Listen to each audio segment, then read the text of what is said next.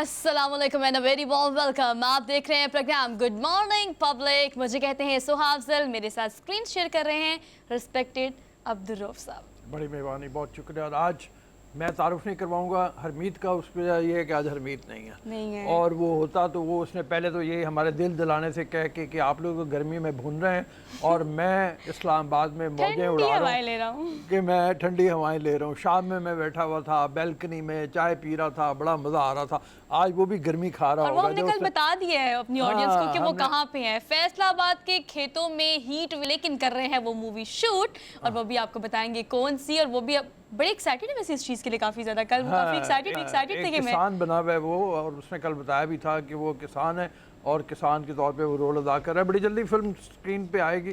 खैर हम चलते हैं, आज में हमें वक्त ज़ाया किए बगैर सबसे पहले हम चलते हैं, ज़रा देख लें आज हमने क्या क्या दिखाना है, क्या क्या बातें करनी है आपके साथ। टॉप स्टोरीज हमारी क्या है? कल वाली टॉप स्टोरी आज वाली टॉप स्टोरी कुछ सिमिलर है, क्योंकि हम पाकिस्तान के हालात कुछ इस तरह के हैं, या हम आपको बताएं कुछ चीज़ें ऐसी हैं जिसका हमें जल्द अज जल्द सोल्यूशन चाहिए। टॉप स्टोरी में टॉप पर हम डिस्कस करेंगे पाकिस्तान की सियासत, जो कि इस वक्त लंदन से ड्राइव की जा रही है। तो हुकूमती का लंदन प्लान क्या है, इसको हम डिटेल में डिस्कस करेंगे। और इसके अलावा दूसरी अहम बात यह है जिसको हम चाहते हैं कि आप भी एड्रेस करें, आप भी इसमें जो है वो जानना चाहते होंगे बहुत सारी चीज़ों को लेके कि कहाँ पर आखिर रुक करेंगे। और जो सियासी हिजान पूरे मुल्क में है, इसमें इमरान खान ने डिप्टी स्पीकर की रूलिंग के खिलाफ अदालती फैसले पर नजरसानी की रिक्वेस्ट की है, क्या इस्तदा की है, इसको डिटेल में डिस्कस करेंगे। इसके अक़वाम मुत्तहिदा में 2025 की प्रेडिक्शन की गई थी कि 2025 तक पाकिस्तान खुशहाली का शिकार हो सकता है, लेकिन सिंध की अगर बात की जाए तो 11 से लेकर 17 इन मई की इस डेट में कहा जा रहा था कि शदीद हीट वेव होगी। लेकिन उससे पहले जो है हम देख रहे हैं कि दरियाए सिंध में इस वक्त खुश्की है और पानी की किल्लत से सिंध के मुस्तकबिल को खतरा लाहक हो सकता है, वार्न किया जा रहा है। इस हवाले से भी डिटेल बात करेंगे। तवील मुद्दत के बाद फाइनली अब समर वेकेशन शुरू हो रही है। खबर ये भी है कि शायद 1 जून से अब्दुल रऊफ साहब 1 जून से जो बच्चों को छुट्टियां हो जाए, तो समर वेकेशन की तैयारी के लिए अब स्कर्दू का प्लान कर ले। फाइनली वहाँ पर सियाती सरगर्मियाँ जो हैं वो बाकायदा तौर पर शुरू कर दी गई हैं। आगे बढ़ते हैं, हम कल भी इस खबर को शामिल करना चाह रहे थे, हमने अनाउंस भी किया था, बट ऑल दो हम आज आपको ये बताएंगे कि मुसलसल गाड़ियों की कीमतों में जो इजाफा हो रहा है, ये कहाँ जाके इसको पॉज लगेगा, कहाँ जाके सिचुएशन थोड़ी ऐसी हो जाएगी कि अब आपको लगता है कि अब गाड़ियों की जो कीमत है वो स्टेबिलिटी पर आ जाएगी। बट ऑल दो कीमतें रोजाना की बुनियाद पर बढ़ रही हैं, ऑन बहुत ज़्यादा हो रहा है। इसके अलावा अब गर्मी के टूटने का जो रिकॉर्ड है, अब गर्मी इतनी ज़्यादा हो गई है कि कल हम एक्साइटेड थे इस चीज़ के लिए कि हमारी प्रोडक्शन टीम में हमारी प्रोड्यूसर भी मुल्तान से है, तो मुल्तान वालों से राब्ते अब बहाल कर लेने चाहिए हमें, क्योंकि आम का सीज़न आ गया है।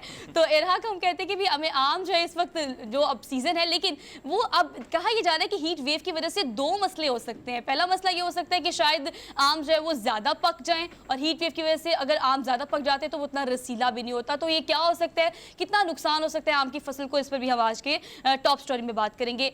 डीप फेक एक ऐसी टेक्नोलॉजी है जिसको सोशल मीडिया पे काफ़ी बूस्ट मिला है, इसको डिटेल में डिस्कस करेंगे टॉप स्टोरी में। इसके अलावा हम देखें तो फैसलाबाद में पीटीआई और मुस्लिम लीग सियासी मैदान में अब आमने सामने हो गए हैं। सो ये 1-on-1 सिचुएशन जो हो गई है, इस पे विन विन सिचुएशन क्या है, इस पर हम डिटेल में बात करेंगे।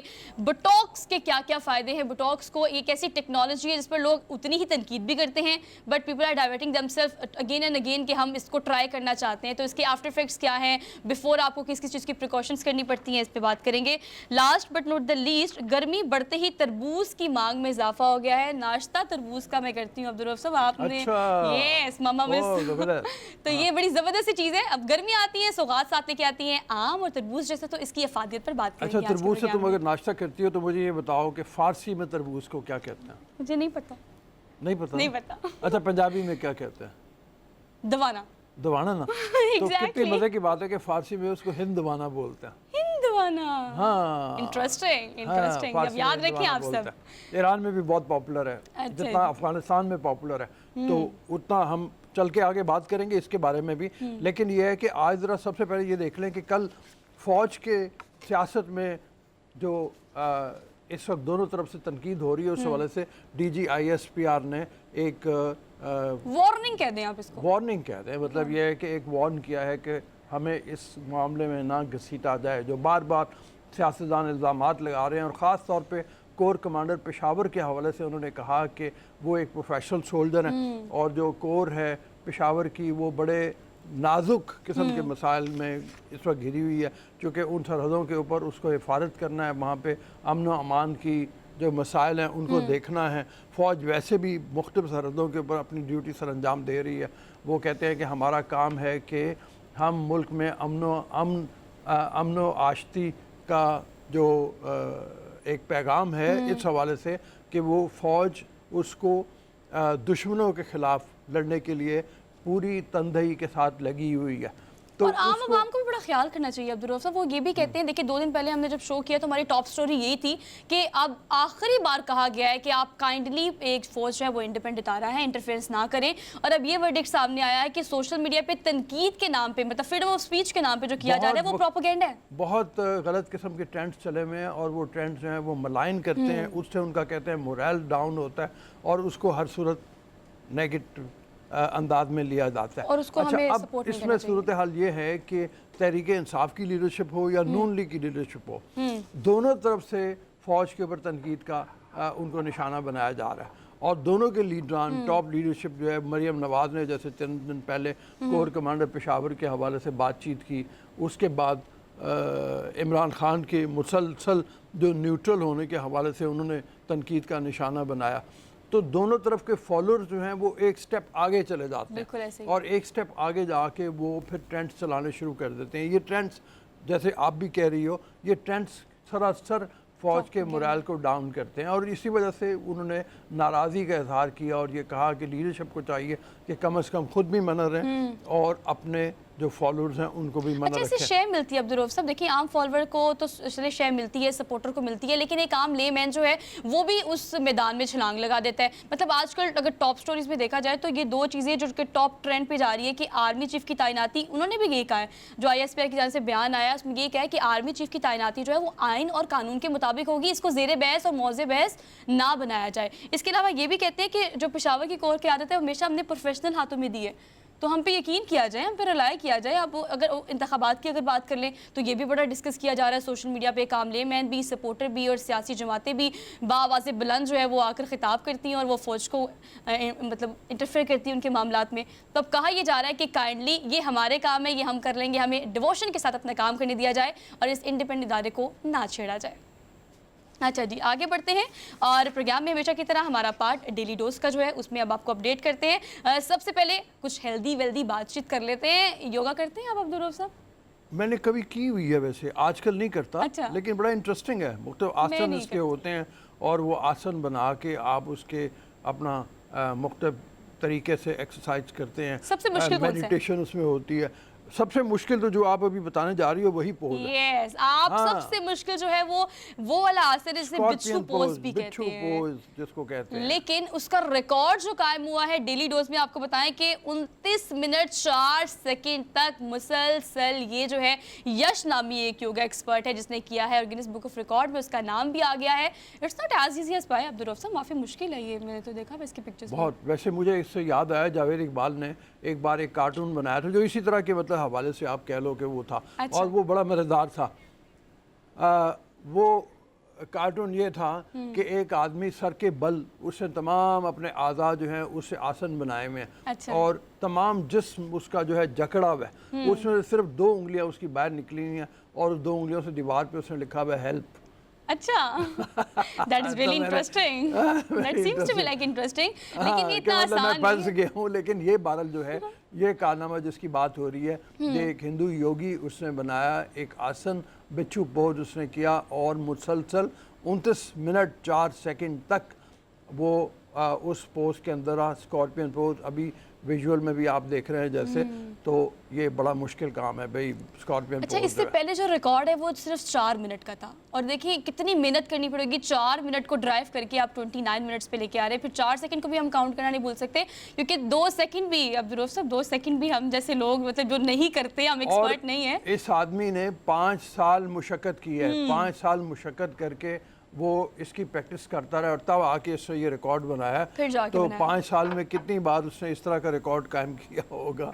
हाँ, लेकिन कि आप हमको सजेस्ट करते हैं, बल्कि मैं तो अपने आप को just try to convince myself के योगा करनी चाहिए। ख़ास तौर पर मेडिटेशन बड़ी ज़्यादा ज़रूरी है। आप कुछ भी ना करें, आप अपने फिजिकल फिटनेस की वजह से करते ही करते हैं, लेकिन मेंटल हेल्थ जिसको 2022 में सबसे ज़्यादा ज़ेर बहस लाया गया है, गल पर भी रिसर्च करने वाला ये टॉपिक है कि मेंटल हेल्थ के लिए योगा जो है ये बेस्ट सोल्यूशन सो फार है। तो मेरे ख्याल से हमें कहना चाहिए कि अब हम भी शुरू कर देते हैं इस चलो बहरहाल आज से ये सोहा का तो हो गया कि सोहा शुरू करने के प्लान में है। आगे बढ़ते हैं इंटरेस्टिंग खबरें हैं। तो अब आप खाना बनाने वाला जो ऑयल है उसको कहाँ कहाँ इस्तेमाल किया जा सकता है, मतलब अगर हम इज्यूम करें इस चीज़ को तो हम इसको ये कह सकते हैं कोई गाड़ी चलाने के लिए भी या किसी की और XYZ मशीन के जरिए इस्तेमाल किया जाता है। लेकिन अब खाना पकाने वाला ये जो ऑयल है इसको जहाज़ चलाने के लिए इस्तेमाल किया गया है। कैसे इस्तेमाल किया है इसमें डिटेल में आपको बताते हैं।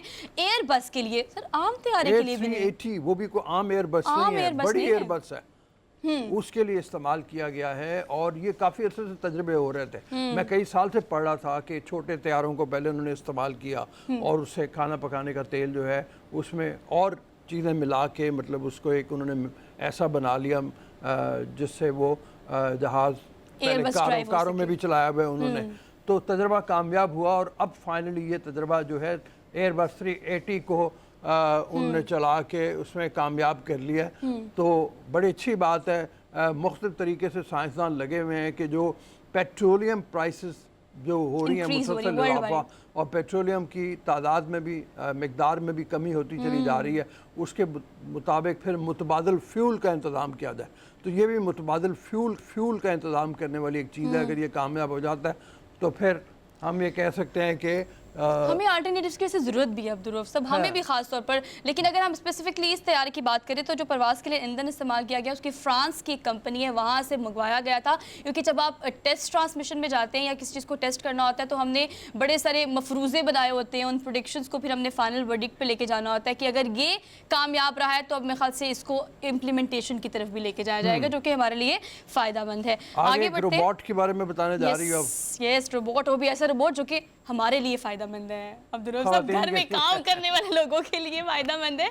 मतलब वो ख़वातीन जो झाड़ू तो लगा लेती हैं लेकिन पोछा लगाते वक्त हमारी जान जाती है। हालांकि कहा जाता है कि ये भी एक बेस्ट एक्सरसाइज है, बट मॉप जो है उसके लिए अब एक ऐसा रोबोट है जो कि झाड़ू भी लगा लेगा, पोछा भी लगा लेगा और अपने आप को खुद चार्ज भी कर लेगा अब्दुर्रऊफ साहब। अगर उसकी चार्जिंग लो है तो वो खुद ब खुद ही अपने चार्जिंग रूम में जाएगा, अपने आप को चार्ज करेगा, सोफे के नीचे और ऐसे ऐसे पॉइंट जहाँ पर ख़वातीन नहीं इस तरह से सफाई हाथ नहीं पहुँच सकता, हाथ नहीं पहुँच सकता, वहाँ पे ये रोबोट, और ये अब स्क्रीन पे देख भी सकते हैं, ये बड़ा अच्छा इसे पोर्टेबल सा है और इसकी साइज़ भी इस तरह का है। और साइज़ के अलावा इसकी जो मेकिंग है वो इस तरह से कि वो कहीं भी मूव कर सकता है। तो ये ख़वातीन का काम आसान कर दिया अब्दुर्रऊफ साहब काफ़ी ज़्यादा। रोबोटिक भी हम टेक्नोलॉजी में हमने पहले भी चंद दिन पहले बात की थी और वो इस हवाले से थी कि कहाँ कहाँ रोबोट्स को इस्तेमाल किया जा रहा है। मैं एक रिपोर्ट देख रहा था चंद दिन पहले कि जो पानी की तफसील का निज़ाम है और फिर उसके साथ साथ सीवरेज का जो निज़ाम है फ्रांस में, वहाँ उन्होंने रोबोट पाइपलाइंस के अंदर पहुँचाए हुए हैं और वो पाइपलाइंस के अंदर जाके कोई ख़राबी हो जाती है तो वो जनाब रोबोट जाते हैं और वहाँ जहाँ पे इंसानी हाथ नहीं पहुँच पाता और जहाँ बहुत मुश्किल हो जाता है वहाँ जाके वो उसको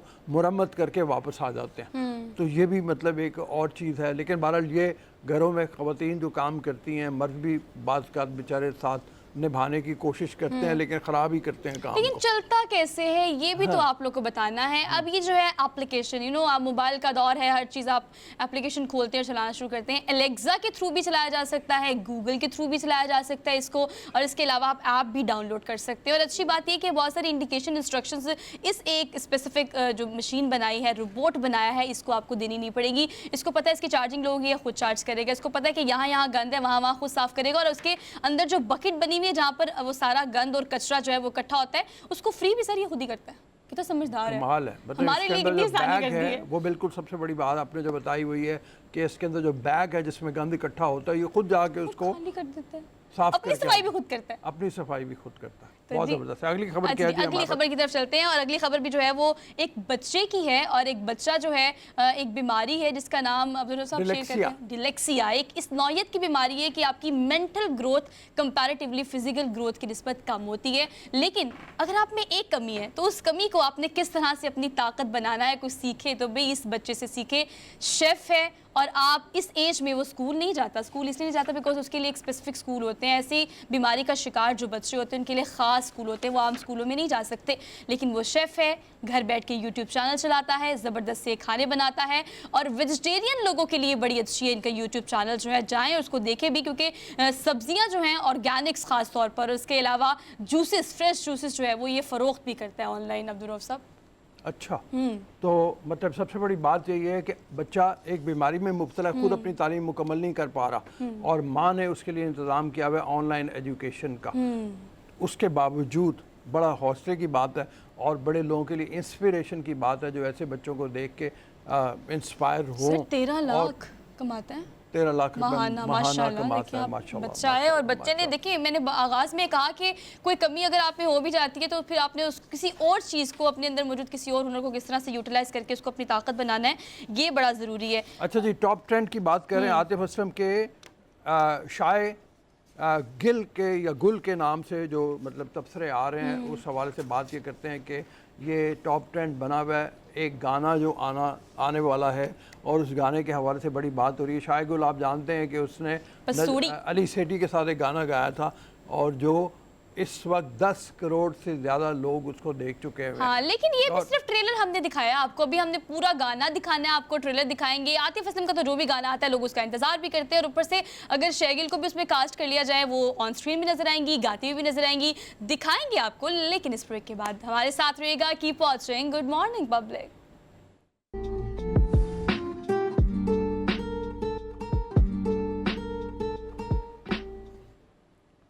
अस्सलाम वालेकुम। दोबारा ब्रेक के बाद आप जानते ही हैं कि गुज़श्ता 2-3 दिन से मुस्लिम लीग नून के जो बड़े बड़े लीडर हैं, काबीना के लोग हैं, वज़ीर आज़म के साथ, शहबाज शरीफ के साथ, वो लंदन में पहुँचे हुए हैं। वहाँ पे नवाज़ शरीफ साहब के साथ उनके राब्ते जो उनकी मीटिंग्स हैं वो चल रही हैं। उन मीटिंग्स में बहुत अहम फैसलों के ऊपर गुफ्तगू हो रही है। बाद लोग ये कहते हैं, इनके तनकीद का निशाना भी बना रहे हैं कि बुनियादी तौर पे ऐसे वक्त में जब मुल्क में बहुत से मसाइल हैं, उस वक्त में नवाज़ शरीफ को मिलने के लिए नहीं जाना चाहिए था। लेकिन एक चीज़ तो है, वो ये है कि नवाज़ शरीफ का काबीना को बुलाना वहाँ पे और वहाँ पे डायरेक्शन देना इस बात का इआदा करता है, इस बात का तयन करता है कि सियासत का अभी भी कंट्रोल नवाज शरीफ के हाथ में है। सर जस्टिस तो यही देना था ना। देखिए अब पूरे पाकिस्तान को हमारे वज़ीर आज़म पाकिस्तान शहबाज शरीफ छोड़कर अब थपकी लेने के लिए लंदन चले गए, फिर वहाँ से मुख्तलिफ स्टेटमेंट्स आ रही हैं। इसहाक डार की स्टेटमेंट ये आ रही है कि इलेक्शंस के बारे में कि क्या होगा, हो सकता है इलेक्शन हो जाए, हो सकता है ना हो। ज़रदारी साहब कहते हैं कि मैं कहूँगा कि इलेक्शन जो है वो टाइम पर ही कराए जाएँ। और इसके अलावा अगर अभी हम करंटली देखें तो राना सनाउल्लाह की जाने से भी ये स्टेटमेंट आई है कि इत्तेहादी जमात तक नून लीग के पैगामात को जो है वो पहुँचाया जाए, इत्तेमाद में लिया जाए। कल शाम उन्होंने प्रेस के कुछ लोगों से बातचीत की मीटिंग के बाद, कल की मीटिंग के बाद। हतमी फैसले अभी पता नहीं है क्या होंगे, हतमी फैसलों के बारे में अभी कुछ देर हमें और इंतज़ार करना पड़ेगा कि वहाँ पे क्या बातें हुई हैं। जिस वक्त राना सनाउल्लाह या एहसन इकबाल या कोई और बड़ा लीडर आके या शहबाज शरीफ साहब खुद आके बात करते हैं और आके बताते हैं कि नवाज शरीफ साहब ने किस चीज़ के ऊपर क्या ब्रीफ किया है। हम ये जानते हैं कि इस वक्त सिंगल पॉइंट एजेंडा जो होना चाहिए वो ये होना चाहिए कि मुल्क की जो मुआशी सूरत हाल है वो बहुत ख़राब है, बहुत बदहाली का शिकार है मुल्क इस वक्त मुआशी तौर के ऊपर। हम ये जानते हैं कि डिवैल्यूएशन रुपए की मुसलसल जारी है। रोज़ हम 1-2 रुपए इजाफे के साथ ख़बर देते हैं और बताते हैं कि जनाब आज डिवैल्यू होकर करेंसी इतनी हो गई है। तो कल 192 रुपए पे डॉलर पहुंच गया हुआ था, जो 181 कुछ था जिस वक्त शहबाज शरीफ ने हुकूमत संभाली थी। तो इस हवाले से देखा जाए तो 11 रुपए से ज़्यादा गिरावट आ चुकी है रुपए की उस हवाले और सर हम नहीं भूल सकते कि इसमें मुल्क के हालात मजीद कैसे ख़राब हो रहे हैं। कराची को देख लें, कल सदर के इलाके में जो धमाका हुआ उससे हालात कितने मजीद कशीदा हो सकते हैं। तो पाकिस्तान को इस हालत में छोड़कर यहाँ की जो आला क़यादत है, जो कंसर्न डिपार्टमेंट्स हैं, उन्हें यहाँ मौजूद होना, सिक्योरिटी इदारों को अपनी सिक्योरिटी फुल प्रूफ बनाना, हर चीज़ को मेक श्योर करना, ये भी वक्त की अहम ज़रूरत है। कल कराची में जो हुआ देखिए उससे क्या इम्पैक्ट फ़िलहाल जा रहा है ओवरऑल अगर देखा जाए। लंदन में उनके घर के बाहर इम्फीवन फील्ड जो है वहाँ पर क्या क्या पीटीआई के वहाँ पे कुछ पहुँच जाते हैं लोग, और वहाँ पर कुछ अगर देखें तो नून लीग के वहाँ पे लोग पहुँच जाते हैं। वहाँ पर भी किस तरह का इमेज दिया जा रहा है। कल का जो कराची का इंसिडेंट है उस पर आप क्या कहेंगे? ये सूरत हाल मज़ीद गंभीर और ख़राब होती जा रही है। वो तो इनसिक्योरिटी जो है वो जो लोग क्रिएट करने की कोशिश कर रहे हैं वो ज़ाहिर है अपनी कोशिशों में हैं। कराची में ही पहले वाक़या हुआ कुछ दिन पहले जब 3 चीनी जो एजुकेशनिस्ट थे उनको निशाना बनाया गया और वो कन्फ्यूशस सेंटर जो कराची यूनिवर्सिटी का है वहाँ पढ़ाते थे वो निशाना बने और हलाक हो गए उस हादसे में। बहुत ही अंदोनाक हादसा था। अब कराची में ये बॉम्ब ब्लास्ट हुआ है। बहरहाल सिक्योरिटी इदारे पूरे तरीके से चौकस हैं। वो कोशिश कर रहे हैं कि जहाँ कहीं भी हो सके बेखनी की जा सके उसके ऊपर।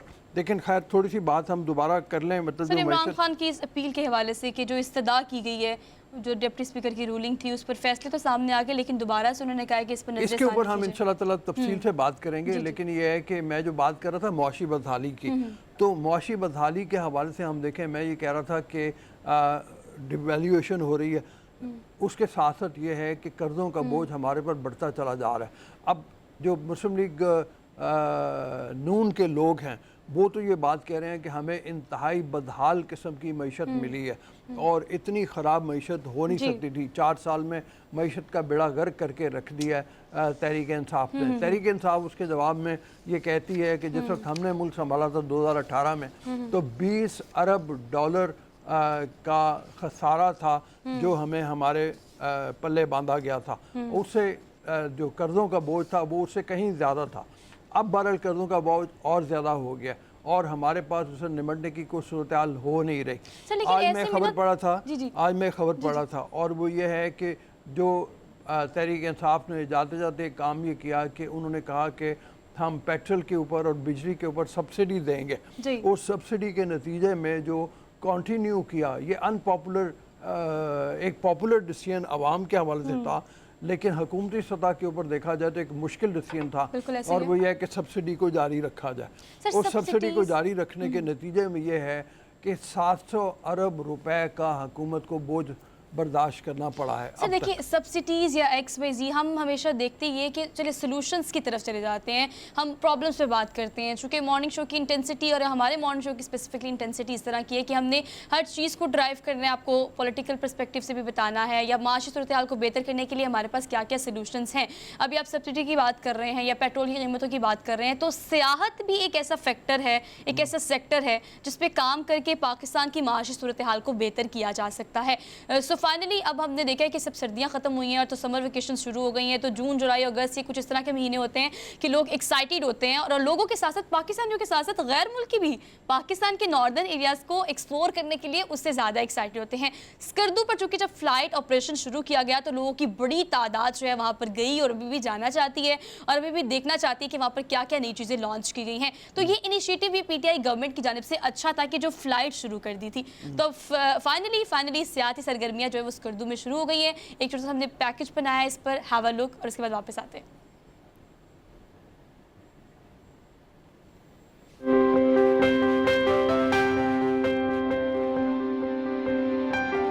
मारूफ सियाहती मकाम शंग्रीला समेत बल्तिस्तान के मुख्तलिफ सियाहती मकामात एक बार फिर सियाहों को दावत नजारा दे रहे हैं। तवील अरसे बाद सियाहत का सीजन शुरू हो चुका है। बल्तिस्तान रीजन में सरमा में शदीद सर्दी के बायस सियाहती मामला ठप होकर रह जाते हैं। मार्च और अप्रैल के महीनों से बल्तिस्तान के सियाही मकामात जन्नत का नजारा पेश करते हैं। हम इधर शंग्रीला रिजॉर्ट और शंग्रीला एरिया में घूमने के लिए आए हैं। मैं दीगर जो मुल्की सयाह है जो यहाँ पे स्कर्दू आना चाहते हैं उनको ये सजेस्ट करूँगा कि वो शंग्रीला में ज़रूर आ जाएं। इस दौरान मुल्की और गैर मुल्की सयाहों की बड़ी तादाद यहाँ का रुख करती है। यहाँ के दिल फरेब नज़ारों से यहाँ आने वाले खूब लुत्फ उठाते हैं। Dilshad Hadi, public news.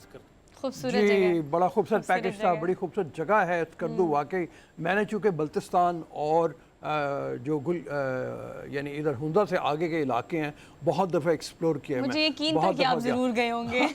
मैं बहुत दूर दूर तक गया हूँ, चाइना बॉर्डर तक ख़ास तौर पे। इधर से बेस कैम्प जो स्कर्दू में जाके आगे बन जाता है K2 का, वहाँ तक जाके हमने सफ़र किया हुआ है। मैं असल में रहा हूँ WWF में काफ़ी अर्सा, 4-4.5 बरस मैंने काम किया WWF में। तो world wide fund for nature के हवाले से ट्रैवल बहुत करने का मौका मिला, अंदरून मुल्क बैरून मुल्क भी काफ़ी किया हुआ है। तो बड़े खूबसूरत इलाके हैं। अब गर्मी आ रही है तो आप ज़रूर निकलें और जाके देखें कि ये इलाके किस तरह से कितने हसीन है, कितना हुस्न अपने अंदर रखते हैं, लेकिन खुदा के लिए एक चीज़ का ख्याल रखें, और वो ये है कि इन दिनों ट्रैवलर जब बढ़ने लगते हैं तो फिर वहाँ के लोगों की तरफ से अपील आने लगती है कि हमारी माशरत को और हमारे कल्चर को जानने बगैर अगर आप इस तरफ आते हैं तो बहुत सी खराबियां पैदा होती हैं। सर यही बात मैं कहने लगी थी, आपने बल्कि कह दिए। इसके साथ एक और चीज़ ऐड कर लें कि आप काइंडली इस चीज़ का ख्याल रखें कि अगर आप जा रहे हैं तो उनके माहौल को ख़राब ना करें। बड़ी तादाद में लाहौर, कराची, इस्लामाबाद शहरों से लोग नॉर्दर्न एरिया से चले जाते हैं, लेकिन उसके बाद वहाँ के लोग गिला करते हैं कि वहाँ पर कूड़ा क्रिकेट इस तरह से फेंका जाता है और उनके इलाकों का ख्याल नहीं किया जाता। तो काइंडली अपनी रिस्पॉन्सिबिलिटी एज ए इंडिविजुअल जो है वो ज़रूर आप पूरी करें और वहाँ जाएँ, उन इलाकों का ख्याल करें। पाकिस्तान खूबसूरत नॉर्दर्न एरियाज़ हैं, और जैसे हम शुरू में ये बात कर रहे थे कि हम इस सेक्टर को बेहतर करके भी पाकिस्तान की माशी सूरत हाल पर काम कर सकते हैं। ठीक है, हम पहले बात कर रहे थे स्कर्दू के पैकेज दिखाने से पहले कोई थोड़ी सी सियासत के हवाले से, लंदन प्लान क्या है, लंदन में क्या कुछ हो रहा है, तो वापस आते हैं उसी टॉपिक के ऊपर। आमिर खाकवानी हमारे साथ मौजूद हैं, उनसे चल के बात करते हैं लंदन में क्या हो रहा है, क्या खिचड़ी पक रही है, उसको एनालिस्ट किस तरीके से देख रहे हैं, अवाम किस तरह से देख रहे हैं, मुल्क मसाइल का शिकार है और लीडरान इस वक्त लंदन में बैठे हैं। आमिर अस्सलाम वालेकुम। जी वालेकुम सलाम जनाब। सर आपके जो ब्लॉग्स हैं वो तो मैं पढ़ते रहता हूँ, लंदन में जो कुछ हो रहा है उस हवाले से जो आपने कहा वो मैं तो आगाह हूँ, लेकिन आवाम को भी पता चलना चाहिए लोगों को। आप क्या समझ रहे हैं, इतना ज़्यादा ज़रूरी था वहाँ पे लंदन में बैठ के फ़ैसले करना, काबीना पूरी को बुला लेना, वहाँ शहबाज शरीफ साहब का चले जाना, और फिर ये किस चीज़ की निशानदेही करता है? क्या यही कि नवाज शरीफ चाहते हैं कि यहाँ पे पता चले कि असल बागडोर मेरे हाथ में है, किसी और के हाथ में नहीं है, मेरा फैसला हतमी होगा? देखिए, साबित तो नवाज शरीफ साहब ने यही किया है कि असल ताकत उनके पास है, और इस हवाले से वो किसी भी किस्म का, यानी जो देखें प्राइम मिनिस्टर पाकिस्तान को इस तरह बुलाना, और वो एक जो प्रोटोकॉल होता है, एक मनसब की अहमियत होती है। ठीक है कि उनके बड़े भाई भी हैं पार्टी के, ज़ाहिर है असल कायद तो ये मरैन के नवाज शरीफ साहब भी हैं, लेकिन मेरे ख्याल है जो सियासी नज़ाकतें होती है उनका नवाज शरीफ साहब ने ख्याल नहीं किया, उसे कोई ज़रा भी अच्छा तासर नहीं पड़ा, और एक रिमोट कंट्रोल वज़ीर-ए-आज़म का एक तासर बना है, और जो भी तस्वीर रिलीज की गई हैं वो भी मतलब अजीब सी है। मतलब आप एक तस्वीर आप देखेंगे उसमें सारे लोग यूं बैठे हुए हैं जिस तरह किसी चौधरी के आगे जो मुज़ेरे होते हैं वो सर झुका के बैठे होते हैं और डांट सुन रहे होते हैं, और चेहरे के जो तासरात है वो भी बहुत ही एक इस तरह के हैं कि बहुत डिमोरलाइज किस्म की। तो मेरा ख्याल है उससे कोई अच्छा तासर तो नहीं मिला। बहरहाल वहाँ पे काफी सारी जो बातें आ रही हैं, काफी सारी चीजों पे वहाँ पे और मुशावरत की गई है, और मियां नवाज शरीफ साहब मेरे ख्याल में थोड़ा जल्दी इलेक्शन के हवाले से भी उनका अपना सोच इस तरह की है कि एक टर्म पूरी किए बगैर उससे पहले इलेक्शन में जरा जाया जाए। तो ये भी एक अहम मसला वहाँ पे ज़ेर बहस रहा है। जबकि जरदारी साहब आप जानते हैं, जरदारी साहब प्रेस कॉन्फ्रेंस भी कर चुके हैं, उनकी सोच मुख्तलिफ है। खुद शहबाज शरीफ साहब भी चाहेंगे कि टर्म पूरी करें और ताकि वज़ीर-ए-आज़म के तौर पर उनको 1 साल का तकरीबन वक्त मिल सके, लेकिन मियां नवाज शरीफ साहब की हम इस तरह की सोच लग रही है कि इलेक्शन में जो तरामीम है और कुछ चीज़ें जो चाह रहे हैं वो हो जाए और फिर जल्दी इलेक्शन हो जाए।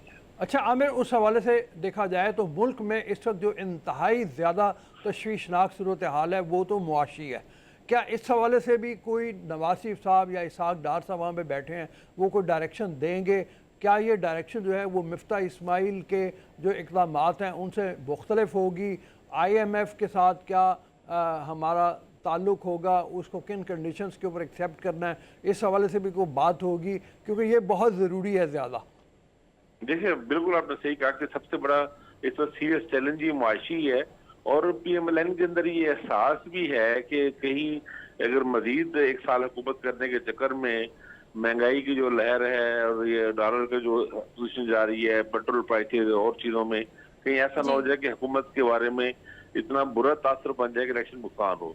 ये बात भी है कि एक इंटरेस्टिंग बात बताऊँ, मेरी इत्तला के मुताबिक वहाँ पे एक बड़ा फैक्टर ये भी था कि मिफ्ता इस्माइल और इसहाक डार के हवाले से ये जो 2 वज़ीर ख़ज़ाना होने का जो तासुर है इसको ख़त्म किया जाए। और मेरी मालूमात के मुताबिक मियां नवाज शरीफ साहब ने मिफ्ता इस्माइल को फ्री हैंड दिया और उनको सपोर्ट किया है। मिफ्ता इस्माइल का जो फार्मूला है IMF के हवाले से भी और चीज़ों के हवाले से भी वो आगे बढ़ेगा। और आप देखेंगे कि अगले कुछ दिनों में इसहाक डार साहब इतना एक्टिव होके एक टीवी पे चैनल पे स्टेटमेंट दिया करते थे, वो कुछ कम होगी।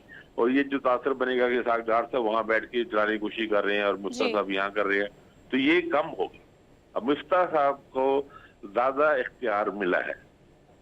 ठीक है, ये फॉर्मूला है क्या, इस पर तो हम मज़ीद भी बात कर सकते हैं, लेकिन आपने इस हवाले से हमें जो भी डिटेल जो भी बताया है आमिर साहब, आपका बेहद शुक्रिया। आपकी राय और मुख्तलिफ तज्ज़ियाकार भी राय दे रहे हैं कि ये राह फ़रार हो सकती है अब्दुल रऊफ़ साहब, कि आपको ये टाइम मिला लेकिन आपको लगता है कि डैमेजेस बहुत ज़्यादा हैं और इस कम वक्त में आप कम कर सकते हैं, तो इस पर जो है राह फ़रार अभी नून लीग इस राह पर, इस डगर पर तो चलिए। खैर मज़ीद भी पॉलिटिकल परस्पेक्टिव से भी खबरें शामिल करेंगे। एक छोटी सी हमने ब्रेक लेनी है, हम वापस आते हैं, तब तक आप देखते रहिए गुड मॉर्निंग पब्लिक।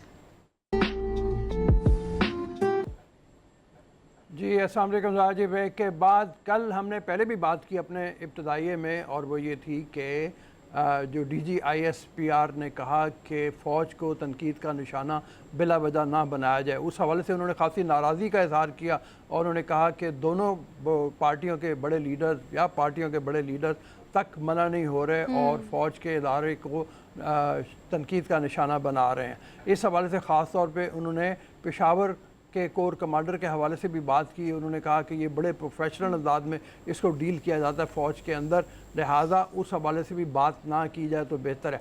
सियासत में हमारा कोई रोल नहीं है, इस बात का उन्होंने यादा किया। हमारे साथ ब्रिगेडियर हारिस नवाज साहब मौजूद हैं, उनसे चल के बात करते हैं कितनी इम्पोर्टेंस है इस स्टेटमेंट की, क्यों ज़रूरी समझा गया इस मौके के ऊपर कि इस बात को गोश गुजार किया जाए सियासतदानों के, और फिर जो नाराज़ी है उसका क्या मतलब है। ब्रिगेडियर साहब अस्सलाम वालेकुम। हमारे साथ मेरे ख्याल में भी मौजूद नहीं है, थोड़ी देर में कनेक्शन आ जाएगा उनके साथ। हम पहले भी बात कर चुके हैं कि बार बार उन्होंने कहा कि हम तहम्मुल का मुजाहरा कर रहे हैं। लीस्ट जी, ये आखिरी वो स्टेटमेंट थी जो गुस्से में भी और वॉर्न करते हुए भी और आखिरी दफ़ा कहने की कोशिश की गई कि हम बारहा आपको कह चुके हैं कि इंटरफेयर मत करिए, फ़ौज एक इंडिपेंडेंट इदारा है, लेकिन अब हम काफ़ी तहम्मुल का मुजाहरा कर सके हैं, so we are done now. हाँ, और उस हवाले से जो बात हुई कि तैनाती का मसला है, अब इस हवाले से भी मुख्तलिफ लोग पे जो ना अपने अपनी सजेशन दे रहे होते हैं।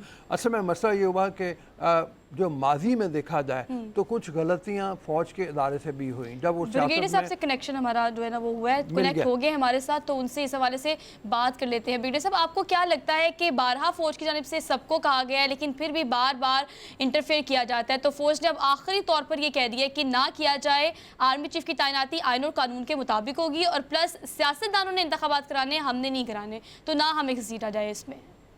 देखें, ये दो तीन चीज़ें बहुत अहम हैं और मजबूरन DGISPR को आके बात करनी पड़ी है कि आर्मी को मत घसीटें, आर्मी को क्रिटिसाइज नहीं करें। फिर ख़ास तौर पे serving corps commander who is commanding a very important corps in Peshawar, जो पूरे ऑपरेशनल एरिया में है, 70% ट्रूप्स डिप्लॉयड है वहाँ पर, and they are doing really live operations जी, और इनके बारे में अच्छी बात करना। और कोर कमांडर तमाम, core command is a very very important department, इससे ज़्यादा 3 स्टार के लिए क्या और अपॉइंटमेंट होगा। और उसके बाद आपने नाम लेके कहना है जी कि वो चीफ आर्मी साहब ऐसा सिलेक्ट करें जिस पर कोई दाग नहीं होना चाहिए।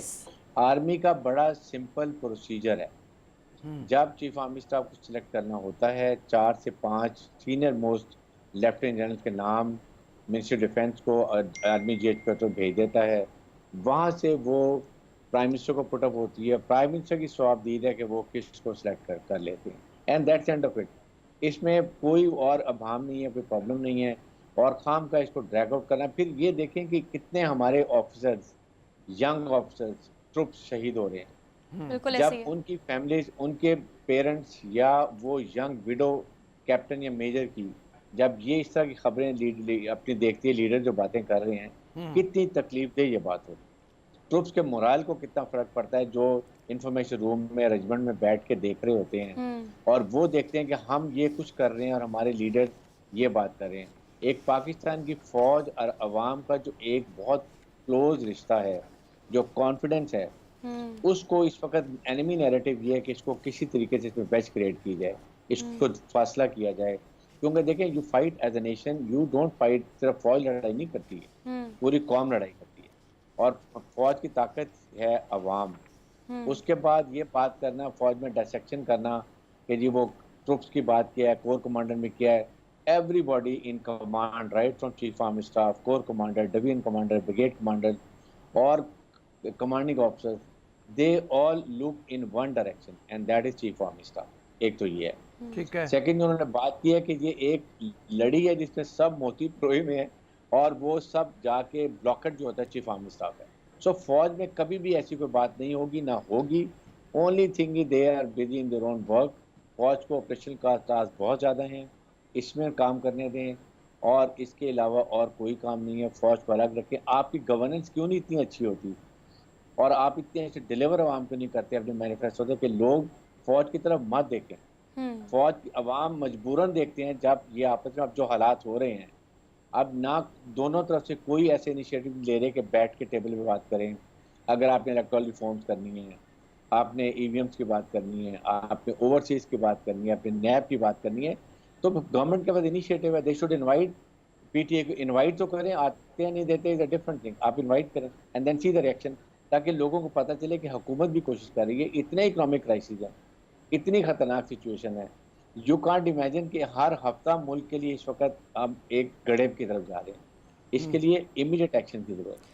लेकिन ब्रिगेडियर साहब, आपको क्या लगता है कि अगर हम जलसों जुलूसों की बात करें, वहाँ पर जो खिताब किया जाता है स्पेसिफिकली उसकी बात करें, तो माशी सूरत हाल में जो जो चीज़ आप बता रहे हैं उस पर बात कंपैरेटिवली कम की जाती है। शिकवा, जवाब शिकवा, ये चीज़ हम ज़्यादा देखते हैं और उसके बाद क्लैरिटी जो है, क्लियरेंस किसी किसी तरफ सामने आती है। रिसेंट जो खिताब इमरान खान साहब का था, उन्होंने कहा कि मीर जाफ़र, मीर सादिक, मैं किसे कह रहा हूँ, मैं क्लियर कर देता हूँ, मैं नवाज शरीफ, शहबाज शरीफ को कह रहा हूँ, मैं फ़ौज को नहीं कह रहा। लेकिन फ़ौज की तरफ से ये कहा गया है कि सियासतदान जो जलसे करते हैं उसमें बार बार फ़ौज का जिक्र ना किया जाए, लेकिन यहाँ पर तो कोई मना नहीं होता। यही बात समझने की ना। सबसे पहले देखें, पहला काम है गवर्नमेंट का, क्योंकि फौज गवर्नमेंट के साथ होती है लेकिन आइन और कानून के अंदर रहकर जो भी उनकी रिस्पॉन्सिबिलिटी है वो पूरी करते हैं। इसलिए पहला इनिशिएटिव है गवर्नमेंट जो जलसे कर रही है, जिससे मरियम नवाज ने बात की, उससे पहले नवाज शरीफ ने क्या क्या बातें की हैं, फिर मरियम नवाज की बात कर लें, फिर आपके और लीडर्स बात करते हैं। You don't discuss army, why do you talk about army? आप जनरल इलेक्शन की बात करें, आप फेयर बात करें।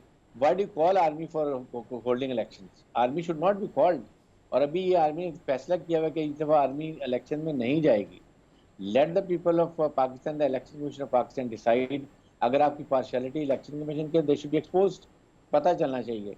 इसलिए मैं ये बात कहता हूँ कि इस वक्त इतने इम्पोर्टेंट फौज ड्यूटीज कर रही है। आपके सामने अफगानिस्तान सिचुएशन है, फाटा में ऑपरेशन हो रहे हैं, इंटरनल आपके सामने कल भी कराची में था, उससे पहले यूनिवर्सिटी में हुआ है।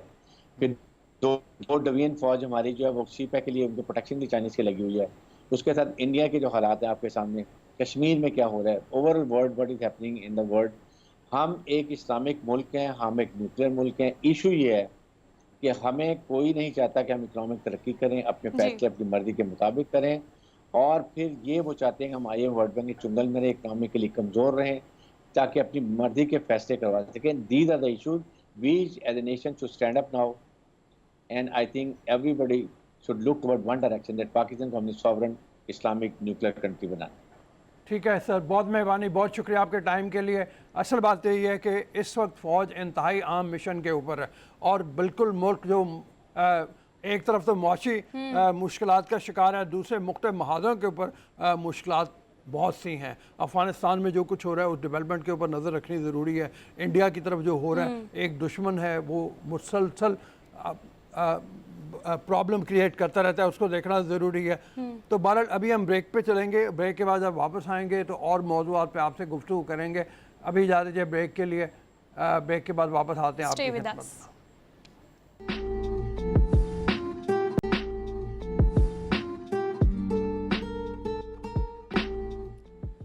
Welcome back after the break. We are in the second hour of our show. So मेरे ख्याल से आपका दिन शुरू हो गया होगा, आपने अच्छे से अपने दिन का आगाज़ किया होगा, लेकिन आज आपने नाश्ता किसका करना है हम आपको ये बताने वाले हैं।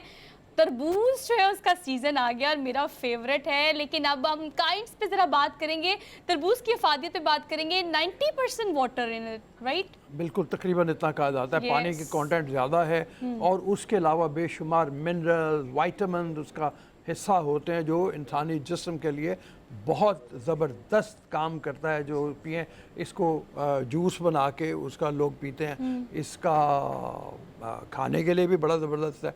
और अगर उसके ऊपर हल्का सा, मैं तो कहता हूँ, काला नमक छिड़क लिया जाए तो उसका टेस्ट आ गया मुझे, वैसे इतने अंदाज में कहा है आपने अब्दुल रऊफ से, हल्का सा आप उसके ऊपर नमक डाल लें, वो भी काला नमक, तो उसका टेस्ट और भी आ जाता है। लेकिन काइंड्स बड़ी है इसकी, एक वो होता है जो आप ग्रीन कलर में देखते हैं और एक जिसके ऊपर तराशे सी होती हैं और लाइट ग्रीन कलर का होता है। धारियाँ पड़ी होती हैं। धारियाँ, धारी जो क्या है। डिफरेंस है वैसे इसमें इतना ज़्यादा? मेरे ख्याल में जेनेटिक उसको किया गया है मुख्तलिफ। उसमें मैं जो देखा है वो ये है कि जो धारियाँ पड़े वाला तरबूज है लाइट ग्रीन कलर का, वो ज़्यादा अमूमन सुर्ख निकलता है। सर्ट निकलता है। We have a quick report on this.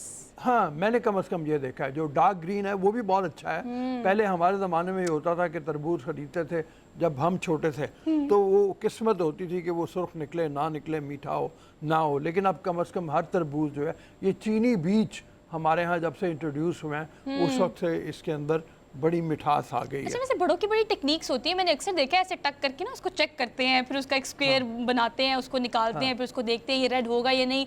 तो ये बड़ों के कुछ ट्रिक्स हैं। वाह भाई वाह, गर्मी गर्मी हम करते हैं। और पहली स्टेटमेंट जो इस क्विक रिपोर्ट की थी ना, क्या थी कि इसको गर्मी का और काट तरबूज का के, कनेक्शन। इसको काट के फ्रिज में रख लिया जाए, जब ज़रा ठंडा हो तो फिर मज़े से खाया जाए तो इसका मज़ा दुबाला हो जाता है। लेकिन वो हर किसी को ये नसीब नहीं है ये सहूलत कि आप फ्रिज के अंदर रखें। वो बेचारे जो गर्मी में काम करते हैं, तुम यकीन करो, मैंने देखा हुआ है किसानों को कि वो मुक्का मार के तोड़ के मतलब उसके खा रहे होते हैं गर्मी, लेकिन वो भी इससे फायदा टेस्टी लगता उठाते हैं। होगा टेस्ट इसका मतलब बट ऑल दो गर्मी गर्मी गर्मी हम कर रहे हैं, तो गर्मी कोई अच्छी बात भी कर लेते हैं। अगर तरबूज की बात की है तो गर्मियों की सौगात बादशाह फलों का आम की बात कर लेते हैं। हाँ, अभी बादशाह जिसको कहा जाता है वो तो सीजन अभी पूरी तरह नहीं आया।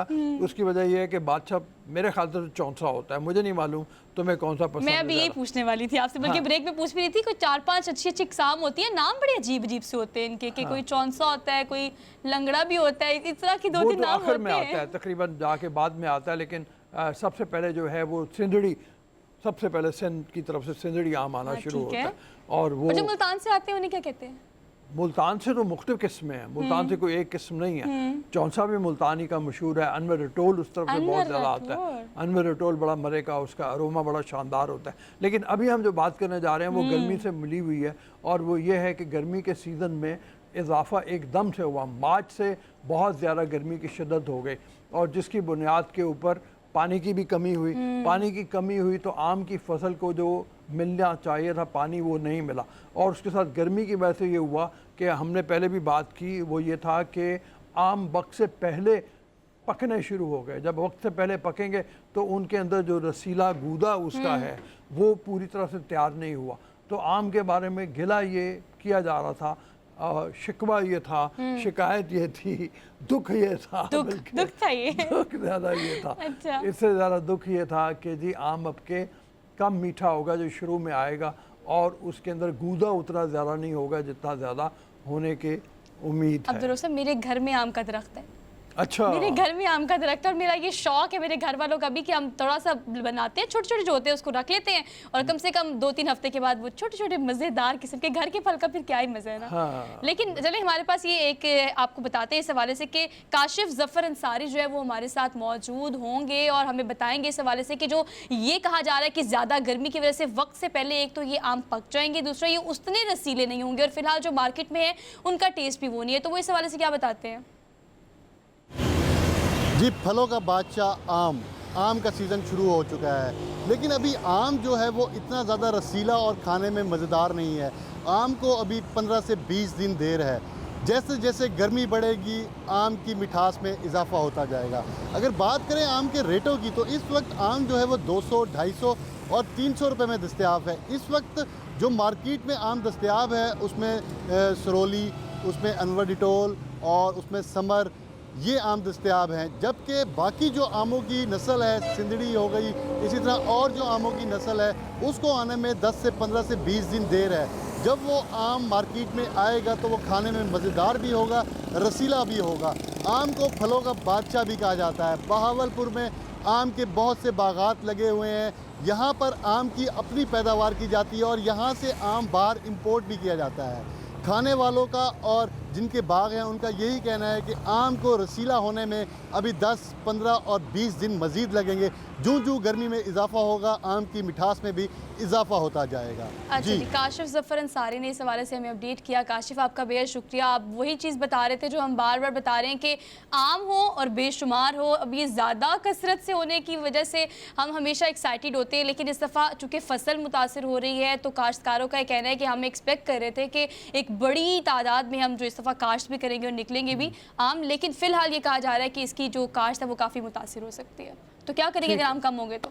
ठीक है, मेरे ख्याल में एक चीज़ मैं और बात जिसकी तरफ इशारा करना चाह रहा था वो ये था कि आपने ये देखा हो जितनी पेटियां दिखा रहे थे काशिफ हमें, उन पेटियों के ऊपर सफ़ेद सफ़ेद सा कोई जैसे पाउडर सा था वो था।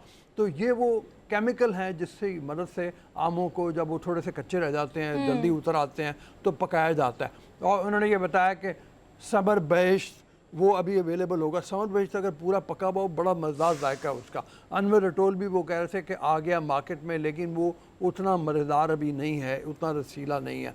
इसी तरह से दूसरे आमों का अभी सिंदड़ी के आने में वो कह रहे हैं 10 से 15 दिन है। तो देखते हैं टंडू अल्लाह यार की क्या सूरत हाल है। शहजाद अली बुखारी हमारे साथ मौजूद हैं, वो भी बताएंगे कि आमों का इलाका है टंडू अल्लाह यार भी, सिंदड़ी मेरे ख्याल में वहाँ की ख़ास पहचान है। तो वहाँ पे क्या सूरत हाल है, पानी की कमी वहाँ भी है, गर्मी बहुत ज़्यादा है।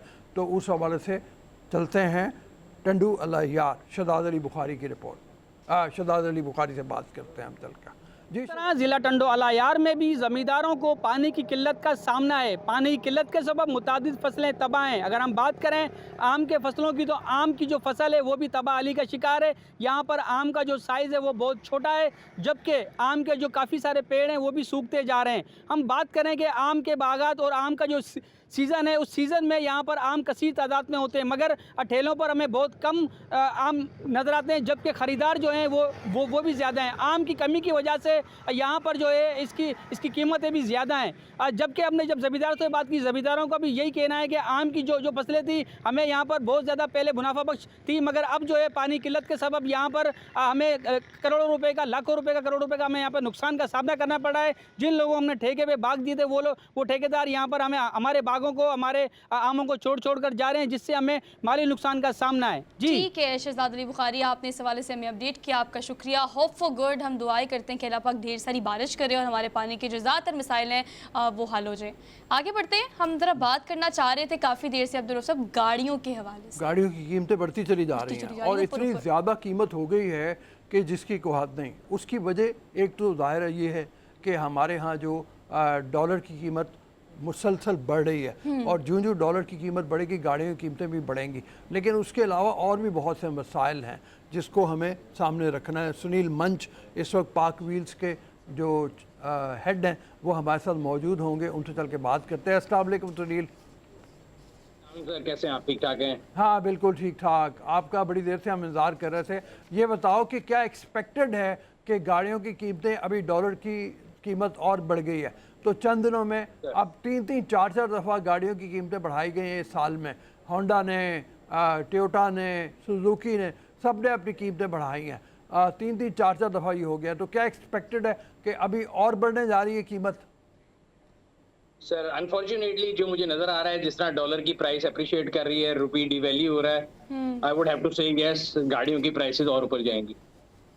अच्छा, और ये फैक्टर जो है मार्केट के ऊपर कितने असरअंदाज हो रहे हैं आपके ख्याल के ऊपर? बायर जो है उसकी हौसला शिकनी हो रही है, क्योंकि जाहिर है जो पाकिस्तानी करेंसी जब गिरेगी और पाकिस्तान में जॉब के मौके उतने नहीं हैं, कारोबार उतने नहीं फैल रहे, आप लोग क्या समझते हैं कारोबार में इस हवाले से खराबी पैदा होगी? बिल्कुल सर, खराबी पैदा होगी इस लिहाज से कि जो 13 कंपनियां जो पाकिस्तान में आई थी, गवर्नमेंट ने कहा था कि आप यहाँ पे इन्वेस्ट करें, मार्केट साइज बहुत बड़ा है, तो वो उनकी प्रोडक्ट जो है, जो कि 0 मीटर गाड़ी है, वो आहिस्ता आहिस्ता आवाम की रीच से बाहर हो जाएगी। जब वो आवाम की रीच से बाहर होगी, लोग यूज गाड़ी की तरफ जाएंगे, यूज गाड़ी के ऊपर प्रेशर पड़ेगा, उसकी प्राइस भी ऊपर जाएगी। बट उससे होगा ये कि जो नई गाड़ी वाला जो कारोबार लगा था या जो फैक्ट्री लगी थी, मुझे लगता है कि लॉन्ग टर्म में उसके लिए कोई इतना अच्छा पॉजिटिव चीज़ नहीं है। अच्छा ठीक है सुनील, ये बताएगा, कल मैं खबर पढ़ी थी उसमें लिखा था कि ये क्लेम किया जा रहा था कि पाकिस्तान में अगर ये कहा जाता है कोई भी गाड़ी 0 मीटर है तो ऐसा पॉसिबल नहीं है। प्लस ये बताएगा जैसे कि आप लोकल मैन्युफैक्चरिंग की बात कर रहे हैं, इंपोर्ट तो चलिए हम करें, दैट इज़ रियली गुड, लेकिन लोकल मैन्युफैक्चरिंग से कितना फ़र्क पड़ सकता है ये ऑन पर, गाड़ियों की कीमतों पर? अगर हम इस चीज़ की तरफ जाते हैं तो क्या हम कीमतों को नीचे लाने में कामयाब हो सकते हैं? दो चीजें, एक जो आपने 0 मीटर वाली बात की, वो मेरा इंटरव्यू था कल कहीं चला, मुझे याद है। सो वो मैंने बात ये कही थी कि पाकिस्तान में कोई भी गाड़ी जो है वो 0 मीटर आपको इसलिए नहीं मिलती बिकॉज गाड़ी जो है वो अड्डों से शोरूम तक चला के लेके जाते हैं, जबकि वो ऐसा नहीं होना चाहिए। और ये मैं हमेशा कहता हूँ कि जितने ऑटो मैन्युफैक्चरर हैं, बारिंग नन, ऑल ऑफ देम जो है फॉलो दिस प्रैक्टिस कि गाड़ी उनकी फैक्ट्री से ट्रॉलर पे जाती है सिटीज में, और सिटी से जो शोरूम है वहां तक वो चल के जाती है, तो वो 0 मीटर नहीं होती, जो कि गलत चीज़ है। लोगों के साथ ऐसा नहीं होना चाहिए। वो सिंगल कार कैरियर पे लेके जाएं, जैसे भी लेके जाएं, लोगों को 0 मीटर गाड़ी कह रहे हैं तो 0 मीटर मिलनी चाहिए। हैविंग सेड दैट, जो आपका दूसरा सवाल था कि प्राइसेस नीचे आएंगी या उस पर प्रेशर पड़ेगा, जो ऑन वाला कल्चर है वो तो मैं देख रहा हूँ कि अगले साल तक मुझे लगता है नजर नहीं आएगा। रीजन ये है कि जिस तरह भी हम बात करते हैं कि गाड़ियों की प्राइसेस इतनी बढ़ गई हैं कि वो आम आदमी की रीच से बाहर हो गई हैं। जो ऑन का कल्चर था वो ये था कि एक कैपिटलिस्ट सोसाइटी है, चंद लोग हैं जो मतलब जिनके पास वेल्थ है, वो गाड़ियां उठा लेते थे मार्केट से और फिर उसकी शॉर्टेज क्रिएट करके बेचते थे।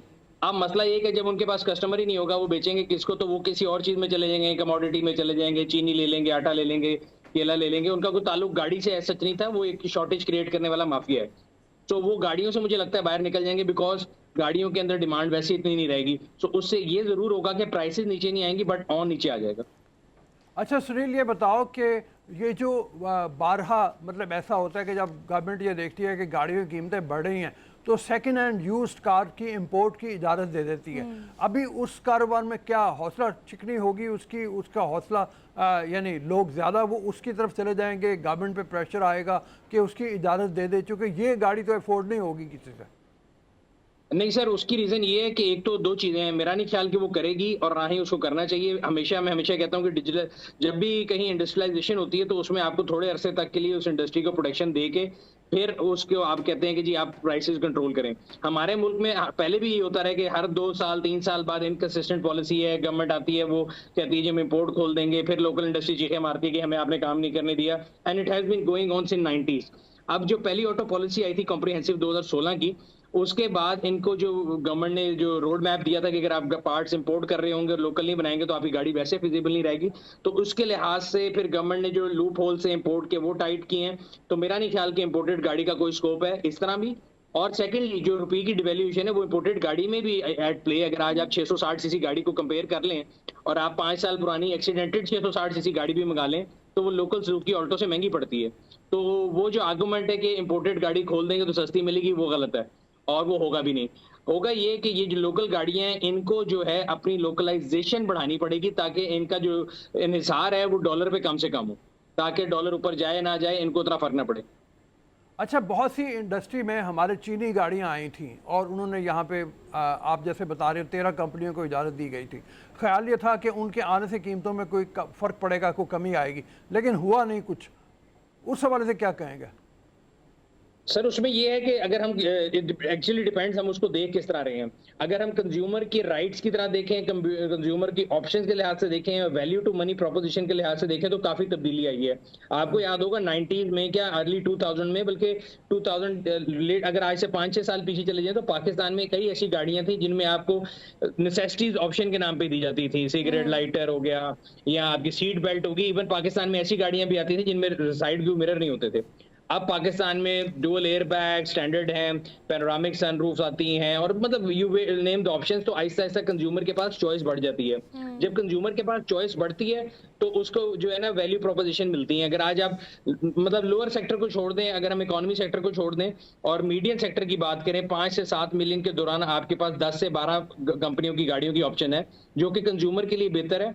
और उसमें अगेन मैं ये कहूंगा कि वो सस्ती तो नहीं है, लेकिन अगर हम वैल्यू टू मनी लिहाज से देखें तो काफी प्रोपोजिशन कंज्यूमर को जो मिल रही है जो पहले नहीं मिलती थी। बट ये आयरनी है, मैं आपसे एग्री करूंगा कि इस टाइम पे पाकिस्तान में कोई भी 0 मीटर कार 15 लाख रुपए से नीचे नहीं। ठीक है, कोई भी 0 मीटर कार 15 लाख से नीचे नहीं है। सुनील हमारे साथ मौजूद थे, बानी थे पाक व्हील्स के। बड़ा डिटेल में उन्होंने डिस्क्राइब किया कि क्या सूरत हाल है। ऑल दो ये तो दूर तक कहीं नज़र नहीं आ रहा कि किसी किस्म की कोई कमी कीमतों में, खासतौर पर गाड़ियों की कीमतों में कोई देखी जाएगी। तो ये हमें इंतज़ार करना पड़ेगा। मैंने कोई नई गाड़ी चेंज करनी थी लेकिन अब इंतज़ार करना पड़ेगा। अभी ब्रेक लेते हैं मेरे ख्याल में। हाँ जी, ब्रेक ब्रेक की तरफ लेते हैं। वापस आएंगे, अगले recording। सेगमेंट की तरफ चलेंगे। इजाज़त दीजिए ब्रेक के लिए अभी।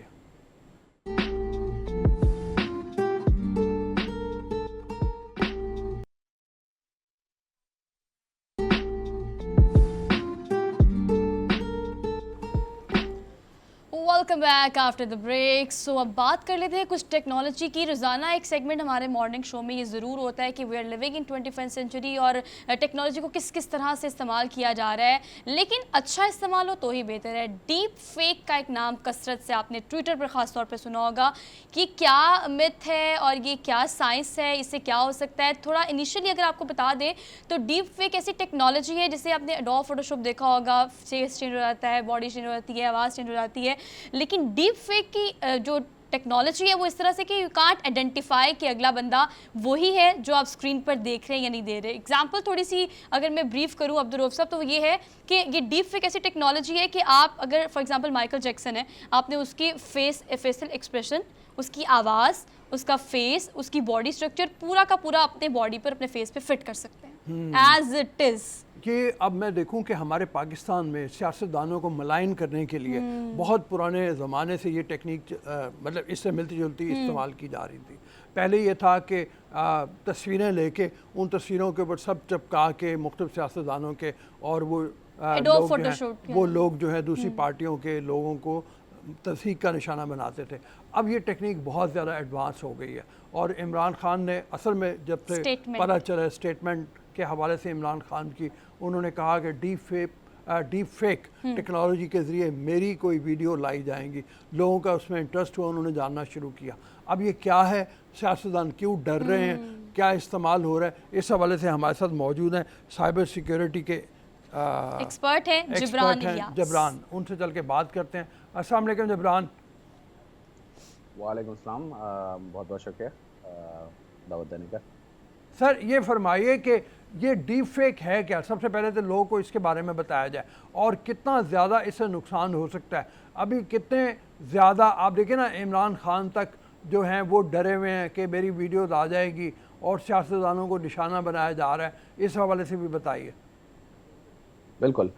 अच्छा, डीप फेक जैसे एक एवोल्यूशन है, जैसे आप लोग बात कर रहे थे, फोटोशॉप बड़ा कहा जाता है और पिक्चर्स को मॉर्फ करना कहा जाता है। बहुत, यानी कि अब से अगर साल 2 साल पहले तो ये बड़ी कॉमन टर्म थी कि भाई आपका फोटोशॉप हो गया इमेज, ठीक है। तो वो बेसिकली ये होता है कि जैसे एक फ़ोटो को एडिट कर सकते हैं कि किसी की बॉडी पे किसी का फेस डाल दिया, लेकिन वो बेसिकली अगर उसको गौर से देखा जाए और उसकी थोड़ी सी फोरेंसिक्स की जाए तो वो डिटेक्टेबल है। वो एक्सपर्ट्स उसको बड़ा अच्छे से डिटेक्ट कर लेते हैं। अच्छा, अब जो डीप फेक का जो कॉन्सेप्ट है ना, इसमें आपको पहले तो ये समझने की ज़रूरत है कि मशीन लर्निंग क्या होती है और आर्टिफिशियल इंटेलिजेंस क्या होती है। ठीक है, सही है। हमारी कुछ हैबिट्स होती हैं, ठीक है। जैसे आप को जब कोई बात अच्छी लगती है, मे बी आप थोड़ा सा हाँ में सर हिलाते हैं, ठीक है। आप की कोई हैबिट होगी, ठीक है। तो मशीन जो होती हैं वो आपकी हैबिट्स डिटेक्ट करती हैं और फिर क्या नाम है, उसको रेप्लिकेट कर सकती हैं। अच्छा। और वॉइस का भी आपको पता है। तो एक बड़ा प्रोजेक्ट हुआ था 2017 में जिसको कहा जाता है सिंथेसाइजिंग ओबामा, जो ex president of United states हैं। ठीक है। उनकी एक डीप ऐसे रिसर्च के तौर पे की थी। तो वो क्या कोई और आता, लेकिन उनकी ज़बान में उनकी बॉडी लैंग्वेज और सब कुछ करके वो आई थी। तो ये एक बड़ा सक्सेसफुल एक्सपेरिमेंट था और उसके बाद से इसको ये मैच्योर हुए जा रहा है। लेकिन ये कोई इतनी अच्छी टेक्नोलॉजी नहीं है जैसा कि आप फरमा रहे थे, क्योंकि इसके नुकसानात बहुत हैं। क्योंकि अगर ये डिटेक्टेबल नहीं हो और ये टेक्नोलॉजी सॉलिडिफाई होती रहे तो इसके बड़े नुकसानात हो सकते हैं, क्योंकि कोई भी किसी को मलाइन करने के लिए यूज़ कर सकता है और इट्स वेरी बिलीवेबल। मतलब आप अभी अगर ट्विटर पे चले जाएं, आप ट्विटर पे डीप फेक लिखें तो आपको सबसे पहला शायद रिजल्ट वो नज़र आए जो एक एंकर है इमरान रियाज खान, उनकी आवाज़ है और नवाज शरीफ की तस्वीर है। ठीक है, वो हाँ, और इट लुक्स वेरी बिलीवेबल। तो वैसे तो आपको पता है कि पॉलिटिकल पार्टीज 2-3 तरह के उसमें ये फोटोशॉप यूज़ करती हैं। जैसे बहुत पहले, मैं अगर बहुत पहले आपको ले जाऊं तो एक पॉलिटिकल पार्टी दूसरी पॉलिटिकल पार्टी की जो मेन फिगर थी उनकी फोटोज हेलीकॉप्टर से रिलीज करती थी। फिर अब आप देखें कि अगर ये डीप फेक आम हो जाता है तो ये बहुत इजी हो जाएगा कि अच्छा आज इसकी आ गई and it looks very believable. तो सबसे ज़्यादा जो बात समझने की ज़रूरत है ना, वो मशीन लर्निंग की टेक्नोलॉजी है और आर्टिफिशियल इंटेलिजेंस, तो इससे बड़ा बिलीवेबल लगता है। अच्छा जिब्रान, ये बताइएगा कि ये डीप फेक जो है, इससे डीफेम करने के लिए देखिए हम सब बार बार यही बात कर रहे हैं कि बड़ा आसानी से डीफेम किया जा सकता है,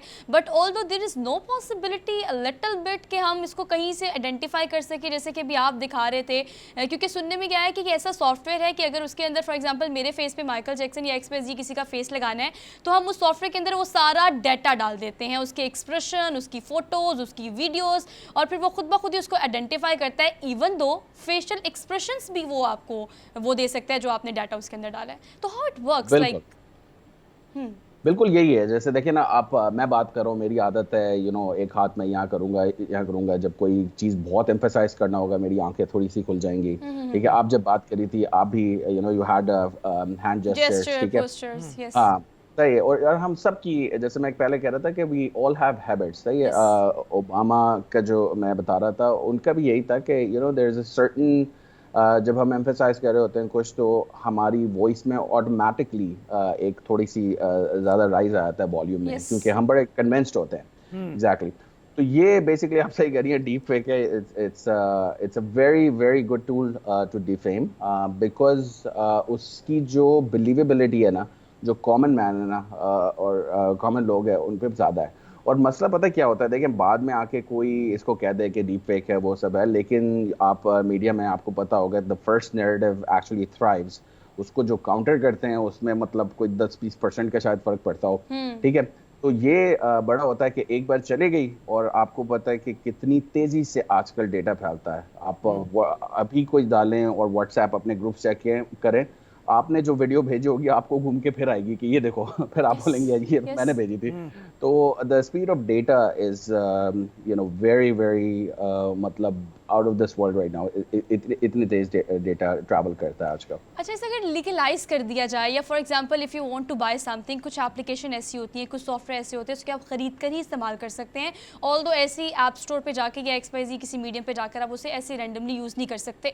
सो अगर ये बहुत ज़्यादा यूज़ में आ गया है तो how we can drive it, like हम इस पर ऐसा कुछ कर सकते हैं, या गवर्नमेंट या जहाँ से ये शुरू हुआ है अमेरिका की अगर बात की जाए स्पेसिफिकली, या कुछ ऐसी स्टेट्स की बात की जाए जहाँ पर हर चीज़ आप बिला वजह यूज़ नहीं कर सकते, you have to buy some software. देखिए वैसे साइबर सिक्योरिटी में क्या होता है कि there is something called military grade software, ठीक है। तो वो जैसे नेशन स्टेट्स ही बाई कर सकती हैं, सही है। आपके कोई लॉ इन्फोर्समेंट इदारे हो वही बाई कर सकते हैं। तो इसमें भी आई थिंक रेगुलेशन की जहाँ तक बात आती है तो इसी तरह कुछ होना चाहिए कि वैसे तो इस तरह की टेक्नोलॉजी कोई अनलेस के कोई बहुत ही नोबल पर्पस के लिए हो, और मुझे कोई इतने दिमाग में आ नहीं रहे नोबल पर्पस के, तो इस तरह सर होनी चाहिए। जिस तरह हम साइबर सिक्योरिटी में उनको कहते हैं साइबर वेपन्स, जैसे होता है ना कि आपको पता है न्यूक्लियर पे कितनी पाबंदी है, nuclear not everybody can buy. तो इसी तरह जो साइबर वेपन होते हैं, जैसे आपने थोड़े 1-2 साल पहले सुना होगा कि लोगों के व्हाट्सएप हैक हो गए थे। एक मैलवेयर था जिसमें लोगों को क्लिक भी नहीं करने की जरूरत, वो आपके पास आपका फोन नंबर हो उस पे आके, और हेड ऑफ स्टेट्स के हैक हो रहे थे। तो वो जो एक सॉफ्टवेयर था NSO कंपनी की। Thank you sir. तो बिल्कुल थैंक यू वेरी मच, बहुत मेहरबानी। ये डीप फेक के बारे में हम बात कर रहे थे, कितना ख़तरनाक ये हो सकता है, कभी इस बारे में भी बात करेंगे और इसे बचने के लिए क्या करना चाहिए इस हवाले से भी। लेकिन अभी हमें इजाज़त दीजिए ब्रेक के लिए, ब्रेक के बाद वापस आते हैं अगले सेगमेंट की तरफ आपको लेके चलेंगे ब्रेक के बाद।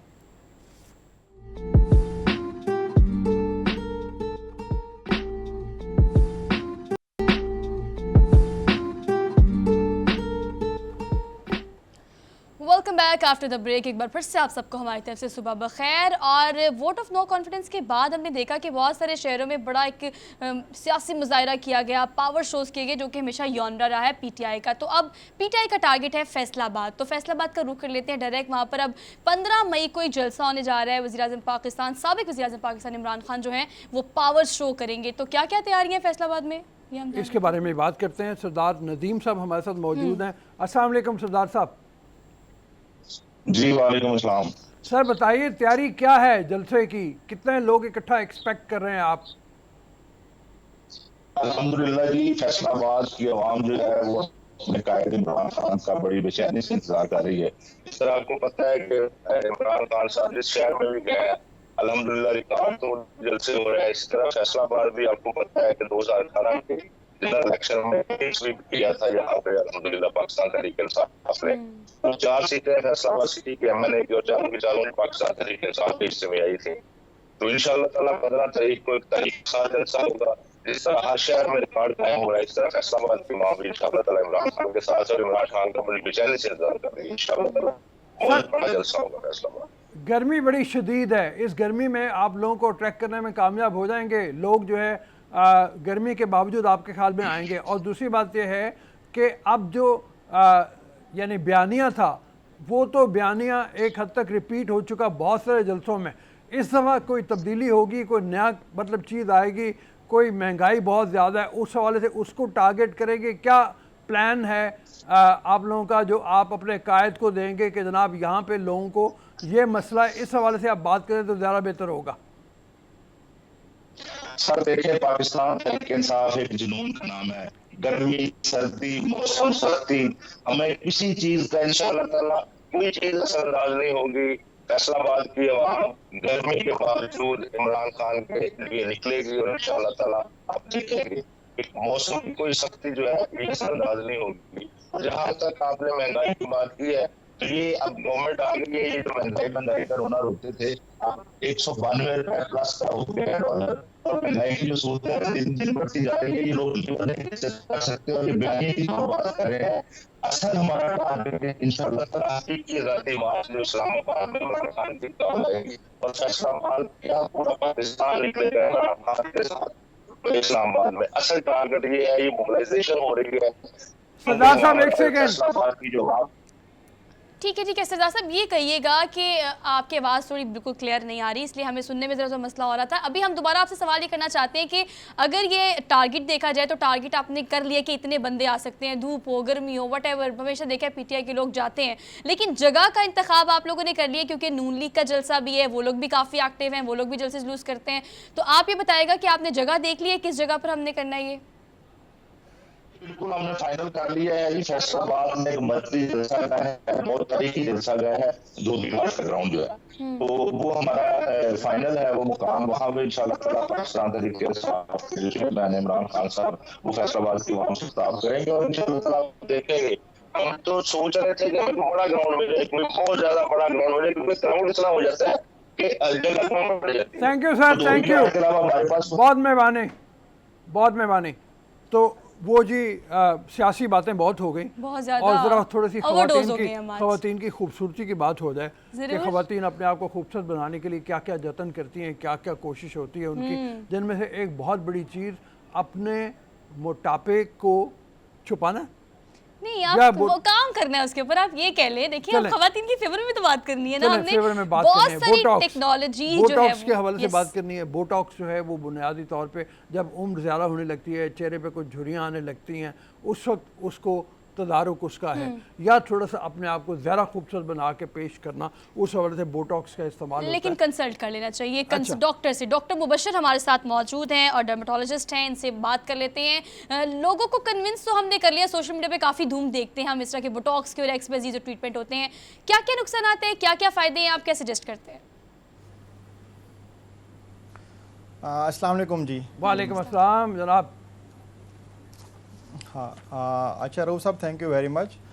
बोटॉक्स के बारे में मैं आपको पब्लिक को बताना चाहूँगा कि बोटॉक्स एक्चुअली होता यूँ है कि हम लोग बोटॉक्स करते हैं रिंकल्स को ख़त्म करने के लिए। ठीक है। रिंकल्स अब फेस के ऊपर जब रिंकल्स आते हैं हाँ तो ये एजिंग कॉज करते हैं। एजिंग कॉज मीन कि आपकी जो लुक है वो एजेड लगना शुरू हो जाते हैं फेस के ऊपर अगर रिंकल्स होंगे तो। ठीक है। अब रिंकल्स की डिफरेंट एरियाज़ हैं। रिंकल्स ये है कि आप देखते हैं कि फोरहेड पे अक्सर रिंकल्स आ जाते हैं लोगों के कि जी कि वो अगर कोई गुस्सा करते हैं या कुछ ऐसा स्माइल करते हैं इवन के, तो उस वक्त उनके फेस फोरहेड के ऊपर रिंकल्स आते हैं जिसकी वजह से उनकी जो लुक है वो एजेड लगती है।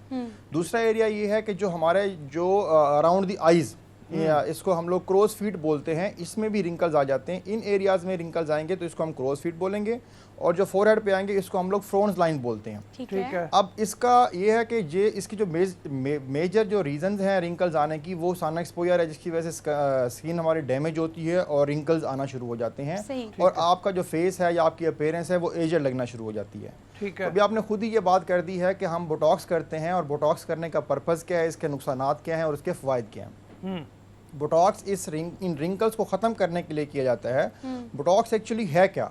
बोटॉक्स है बोटुलिनम टॉक्सिन, ठीक है, और ये एक बैक्टीरिया होता है क्लोस्ट्रीडियम बोटुलिनम, जो कि ये एक जो हमारा बोटुलिनम प्रोटीन प्रोड्यूस करता है, उस प्रोटीन को हम लोग यहाँ पे इंजेक्ट करते हैं इन एरियाज़ में जहाँ जहाँ पे हमने रिंकल्स ख़त्म करने होते हैं, तो वो वहाँ पे जाके उन एरियाज़ में उन मसल्स को रिलैक्स करता है, जिसकी वजह से ये रिंकल्स ख़त्म हो जाते हैं और टोटली डिसअपेयर हो जाते हैं। लेकिन इसका एक प्रॉब्लम ये है थोड़ा सा कि जी कि ये परमानेंट तौर पे ख़त्म नहीं होते, इनका एक सर्टन लाइफ है जो मोस्टली रिकमेंडेशंस दी जाती है। हम लोग डॉक्टर्स भी बताते हैं कि जो बोटॉक्स करते हैं उसका एज कितनी होगी, उसकी ऑलमोस्ट 3 to 4 मंथ्स होती है, बट 6 मंथ्स तक इसका रिजल्ट जाते हैं। 6 मंथ्स बाद दोबारा वो रिंकल्स प्रोड्यूस होंगे। तो पब्लिक को ये बताना बहुत ज़रूरी है कि बोटॉक्स के रिजल्ट्स बहुत अच्छे हैं। आप बोटॉक्स कराएंगे तो विद इन अ वीक आपके रिंकल्स खत्म हो जाएंगे, अगर आप किसी अच्छे डॉक्टर से कराएंगे और प्रॉपर बोटॉक्स यूज किया जाएगा। डॉक्टर साहब देखिए, आपने ये मिसकंसेप्शन दूर किया, ये बड़ी अच्छी बात है कि आपने मिसकंसेप्शन आवाम का दूर कर दिया कि ये परमानेंट खत्म नहीं हो सकते, फॉर द टाइम बीइंग ये एक सोल्यूशन हो सकता है। लेकिन डॉक्टर साहब आप ये भी कह रहे हैं कि किसी एक्सपर्ट डॉक्टर से कंसल्ट कर लिया जाए। हम देखते हैं कि फेसबुक इंस्टाग्राम पे रिव्यूज़ बड़े आते हैं और हर किसी डॉक्टर ने मशीन रखने से या फिर वो मशीन रख कर आप उसको इस्तेमाल करना शुरू कर दें, ये इस चीज़ का हल नहीं है। हर जगह से आप बोटॉक्स नहीं करा सकते। क्या क्या एक्सपर्टीज होनी चाहिए, क्या क्या आपके पास सर्टिफिकेट होने चाहिए कि आप यहाँ पर जो है ना किसी के पास जाएं तो हर चीज़ को चेक कर लें, प्रूफ चेक कराने के बाद ही बोटॉक्स की तरफ जाएं?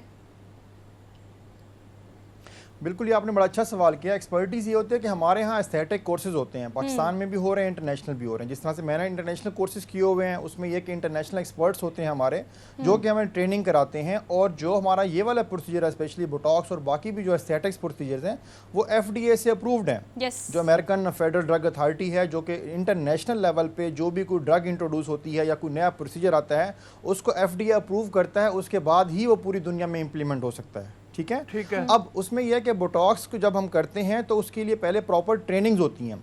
डॉक्टर भी ये नहीं कि जिस डॉक्टर ने MBBS कर लिया है वो बोटॉक्स कर लेगा, इट्स नॉट लाइक दैट। हमारे जिस तरह डर्माटोलॉजी के स्पेशलाइजेशन के कोर्स होते हैं, इस तरह से एस्थेटिक डर्माटोलॉजी के अलग से कोर्सेज होते हैं जो कि इंटरनेशनल फैकल्टी या इंटरनेशनल ट्रेनर्स कराते हैं। अब पाकिस्तान में भी लोग ट्रेन हो चुके हुए हैं, हम लोग खुद भी ट्रेनिंग कराते हैं अपने जूनियर्स को। मैं खुद भी ट्रेनर हूँ, तो हम लोग ट्रेनिंग कराते हैं और लोगों को सिखाते हैं कि बोटॉक्स या कोई भी एस्थेटिक प्रोसीजर है, जिसमें आपने भी खुद कहा कि लेज़र है, हाइड्राफेशियल है, फिलर्स हैं और थ्रेड्स हैं, काफ़ी सारी चीज़ें हैं, तो वो करते कैसे हैं, उसके प्रॉपर प्रोटोकॉल्स अगर आप फॉलो करें और आप प्रॉपर ट्रेनिंग लें तो ही आपको ये प्रोसीजर करने चाहिए। अदरवाइज़ ये कि जो उसके बेनिफिट गेन करना होता है, क्योंकि पर्पज़ तो है एस्थेटिक, अपनी लुक बेहतर करना। जिस तरह मैंने बताया कि रिंकल्स होते हैं फेस पे, बोटॉक्स करेंगे तो वो रिंकल्स ख़त्म हो जाएंगे। उससे क्या होगा कि आपकी जो एजिंग साइन आ रहे होते हैं फेस के ऊपर या एजेड लगना शुरू हो चुके होते हो आप, तो आप मज़ीद यंग लुक आ जाती है। तो उसके लिए प्रॉपरली ट्रेन डॉक्टर के पास जाएँ, प्रॉपर जो सर्टिफाइड डॉक्टर है उसके पास जाएँ, ताकि आपकी उन एस्थेटिक प्रोसीजर्स का आप प्रॉपर पर्पस जो आप गेन करना चाह रहे हैं वो गेन कर सकें, ना कि उसकी कॉम्प्लिकेशन की तरफ चले जाएं। अच्छा डॉक्टर साहब, ये फरमाइए कि जो शुरू में दरमियान में लोग हल्की सी रिंकल्स की तरफ आते हैं, तो वो कई लोशंस क्रीम्स अब अवेलेबल हैं मार्केट में जिस पर लिखा होता है एंटी रिंकल या फेस वॉश वगैरह के, उसका भी कोई फ़ायदा है? अच्छा, इसका मैं आपको बता दूं कि जो एंटी रिंकल्स क्रीम होती हैं, एंटी रिंकल्स लोशन भी होते हैं, इवन के कुछ सन ब्लॉक भी हैं जिनके बारे में कहा जाता है कि जी कि वो भी एंटी रिंकल्स हैं। लेकिन बोटॉक्स तो आपको बिल्कुल इंस्टेंट रिलीफ देता है। जो एंटी रिंकल्स क्रीम है to some extent they are effective, लेकिन हम ये नहीं कह सकते जी कि आपकी बहुत आपकी चेहरे के ऊपर और आंखों के गिर्द गिर्द लाइंस हैं तो आप वो रिंकल्स आप क्रीम यूज़ करेंगे तो वो विद इन अ डे और 2 ख़त्म हो जाएंगे। बोटॉक्स इंजेक्शन अगर आपने लगवाया है तो वो तो आपको within a week proper result दे देगा और बड़े ड्रामेटिक रिजल्ट्स आते हैं। थैंक यू सर, बहुत मेहरबानी, बहुत शुक्रिया। मैं ख़बर टाइम हमारा ख़त्म हो रहा है। जैसे डॉक्टर साहब ने कहा कि क्रीम वगैरह का इतना फ़ायदा नहीं है जितना बोटॉक्स वगैरह का फ़ायदा है। बोटॉक्स से 1 हफ्ते के अंदर आपको रिजल्ट मिल जाएंगे। ये और बात है कि आपको तकरीबन 6 महीने बाद या 3 या 4 महीने बाद 6 महीने तक असर रह सकता है। आपको दोबारा उसी टेक्निक के ऊपर जाना पड़ेगा। कुदरती प्रोसेस है, इसने बढ़ना ही बढ़ना है, तो इसको आप उस तरह से रेजिस्ट नहीं कर सकते। बट ऑल दो आज हमारे वीक का जो है वो लास्ट होता है, मंडे को इंशाल्लाह आपसे मुलाकात होगी। वो वीकेंड अपना सेलिब्रेट करें, खुश रहें, खुश रखें, अपना बहुत सारा ख्याल रखें। हमें दीजिए इजाज़त, अल्लाह हाफिज़, टिल मंडे।